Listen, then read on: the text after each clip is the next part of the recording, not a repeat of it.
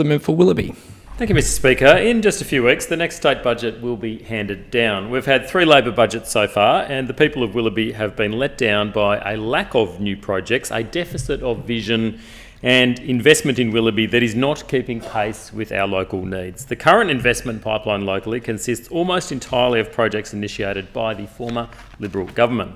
But even those projects have not been safe. We've seen not one but 2 public schools axed, planned public preschools axed, and the Beaches Link tunnel cancelled without any serious alternative. The people of Willoughby are not asking for too much, just the basics: schools, transport, health services, roads, parks, community facilities that must come with growth. And this budget should start with action on the cost of living. This government is taking more in tax, fees and charges than ever, while local families are being squeezed by surging costs for groceries, mortgages, rents and energy bills. The budget must seek to ease that pressure, not add to it. That means cutting taxes, government charges and providing practical support through bill relief and rebates. It means reversing unfair cost increases, such as moves towards two-way tolling on our harbour crossings, which will hit many families and small businesses who rely on those crossings every single day.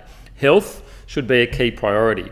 I was pleased to announce the new North Sydney ambulance station in early 2023. More than 3 years later, it's time to get shovels in the ground so locals get the emergency care they need when they need it. Royal North Shore Hospital is one of the great health facilities of our state, yet this government has failed to invest in its future. There's a campus master plan in place identifying opportunities over the next 40 years, including immediate clinical expansion on the Brown Building vacant site. Our health needs are growing, so let's get on with building. On the lower North Shore, density is already high and usable open space is in short supply. If the government wants even more people to live in our area, it should invest in parks, playgrounds, sporting and recreational spaces that families need. This needs some innovative thinking, such as undergrounding car parks or building over the railway corridor or freeway, reconnecting communities and creating new public open spaces. Local sporting facilities are under real pressure, with children's sporting groups battling for limited court and field time. The state should be partnering with councils to revitalise the Crow's Nest Indoor Sports Centre and progress the building of the Gore Hill Indoor Sports Centre. We should be giving young people more opportunities to be active, not holding them back because the facilities are not there.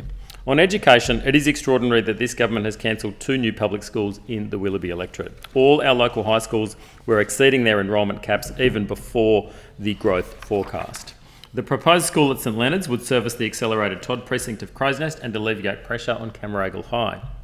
Likewise, the 100 proposed public preschools are largely the former coalition government's plan, but Labor has stripped Willoughby of the 2 previously announced preschools. Stop dithering and cutting and get on and build these essential facilities. To do otherwise is to fail our children. Investment in transport must also match demand. The Sydney Metro is world-class infrastructure. Commuters have voted with their feet. However, this has meant peak services at Crow's Nest Station are under real pressure, averaging almost 100% loads.